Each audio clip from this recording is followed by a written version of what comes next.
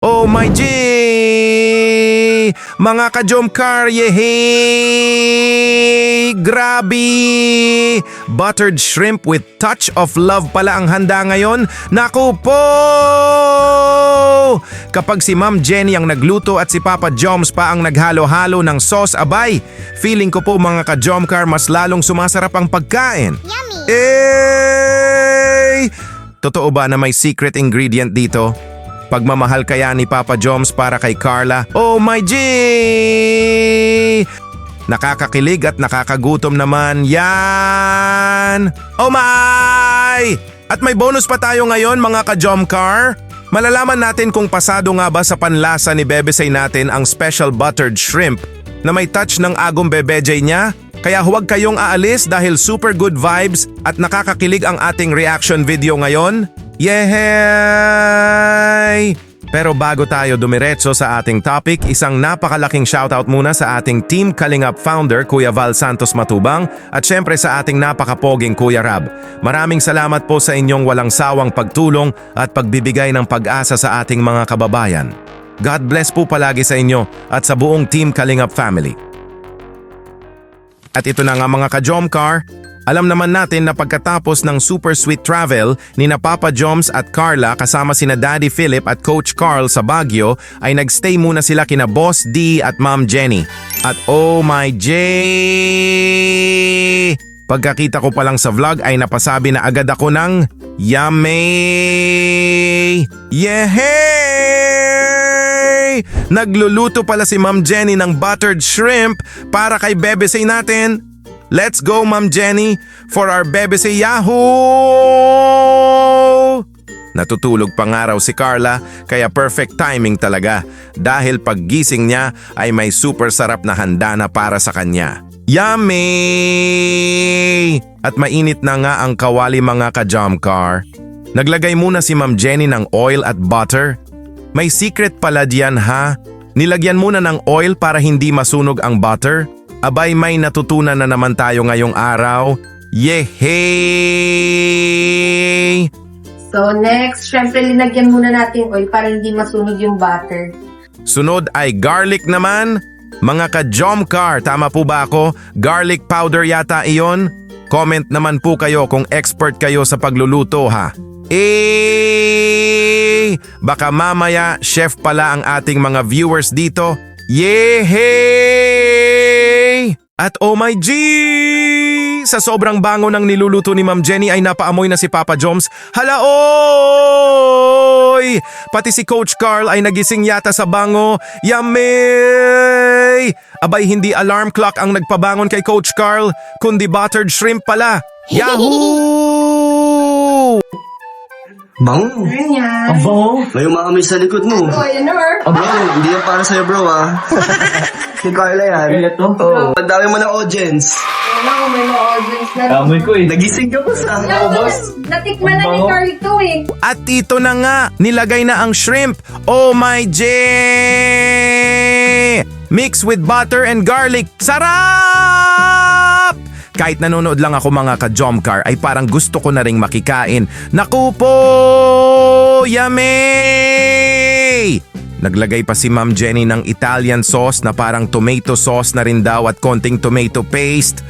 Dahil wala tayong tomato sauce, kung gagamitin natin, Italian pizza sauce. So ano rin naman yan eh, consider as tomato. tomato soup. So lalagyan natin ng konting tomato paste pang add lang siya ng Sayang, hindi ko nakatilang chili oil. Ayan. Wow! At syempre, hindi mawawala ang magic sarap. Abay! Complete package na talaga ito! Oh my! Mga ka-Jomcar, pang ilang beses ko na po yata nasabi ang salitang yummy sa video na ito. Hey, hey, hey, hey! Pasensya na po, nakakagutom kasi. Gutom match na ako! At ito ang sobrang nakakakilig. Si Papa Joms pala ang naghahalo-halo ng niluluto. Kaya napajoke si Boss D na iba na raw ang lasa ng niluluto dahil touch of Papa Joms na yon. O, yan na ang touch of Jomar. Yan na po ang touch of Jomar. Speaking of yarn, Mag-iiba na agad ang lasa niyan kasi si Jomar humawak na eh. Kaya wag mo ko sisihin, Carla, ha, pag nag-iba yung lasa, charot. Mas sumarap. Oo. Mas maglalo sumarap. Kasi magdati ng masarap ang... Yeah. Yehey! Naku po, Bebesay. Feeling ko hindi na buttered shrimp ang niluluto dito. Buttered shrimp with love na po yata ito. Oh my! Touch of love pala ang secret ingredient. Nakakakilig naman hala. Oy! Pagkatapos ay nilagyan ng konting tubig at hinintay na lumapot ng kaunti ang sauce. At oh my G! Nilapit pa sa camera ang buttered shrimp. Mga ka-Jomcar, umamin na kayo. Nagutom din ba kayo? Comment, yummy! Kung gusto ninyo rin makatikim. At mayroon pa tayong natutunan kay Ma'am Jenny. Pagkatapos maluto ay saka lamang nilagyan ng sliced lemon. Kapag daw inilagay habang niluluto pa ay baka umasim ng sobra ang lasa. Kaya after cooking pala ito nilalagay. And last, Pamela, pinatay ko na yung apoy, hayaan lang natin to. Pampaano lang, twist lang sa lasa. Hindi ko siya pwedeng isama habang kumukulo kasi baka umasim siya. So ayan lang nating magpaasim lang sa init. Grabe! Ang dami talaga nating natututunan kay Ma'am Jenny pagdating sa pagluluto. Yehey! At ito na ang exciting part. Boyfriend taste test muna tayo. Hala, oy! Si Papa Joms ang unang pinatikim ni Ma'am Jenny.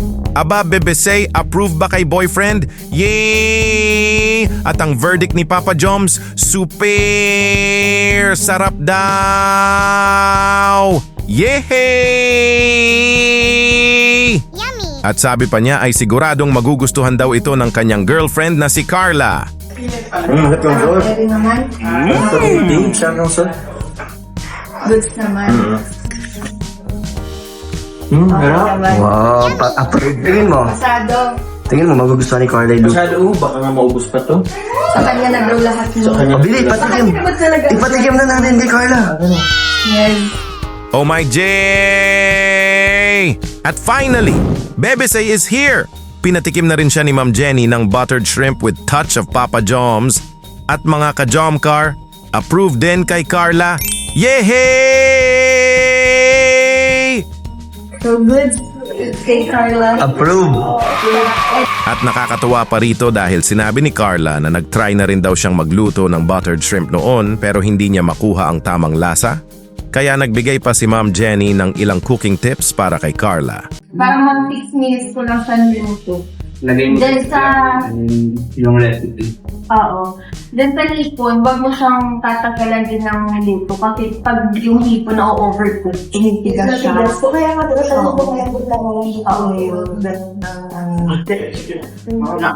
Tapos ang technique dyan, pag wag magluluto ka niya, dapat ready na yung recipe mo para mabilis siyang lutuin. sa akin. Abay, future wife training na ba ito? Charot lang po! Mga ka-Jomcar, gusto ko lang sabihin na sobrang nakakatuwang panoorin ang ganitong mga simpleng moments nila. Hindi man ito mamahaling restaurant o bonggang handaan, pero makikita mo rito ang pagmamahalan, malasakit at pagiging family-oriented nilang lahat. Kayo naman mga ka-Jomcar, kung kayo ang tatanungin, ano ang mas gusto ninyong mapanood sa susunod? 1. More cooking moments ni na Carla at Papa Joms. 2. Future house updates nila. 3. More sweet travel moments ng Jomcar. Comment down below po ha. Binabasa ko po lahat ng inyong comments. At kung nagustuhan ninyo ang ating reaction video ngayon, please don't forget to like, share at subscribe sa ating channel. Malaking tulong po iyan. At kung nais ninyo pang mas masuportahan ang ating munting channel, maaari rin po kayong maging channel member sa halagang 39 pesos per month. Maraming salamat po sa inyong pagmamahal at suporta. Mga ka-Jomcar, sa mundong puno ng negativity, napakasarap pa ring makapanood ng mga simpleng kwento ng pagmamahalan, pagkakaibigan at pamilya. Sana ay patuloy nating suportahan sina Papa Joms at Carla sa kanilang mga pangarap at milestones sa buhay. Tandaan po natin, mas masarap magmahal kaysa manira, mas masayang sumuporta kaysa manghusga, at mas magandang magbigay ng good vibes kaysa negativity. Hanggang sa muli nating reaction video. Stay happy, stay positive, stay supportive at laging magdasal. God bless po sa inyong lahat at sa buong Jomcar family. Yehey! Bye-bye mga ka-Jomcar! Love, love, love lang tayo palagi po!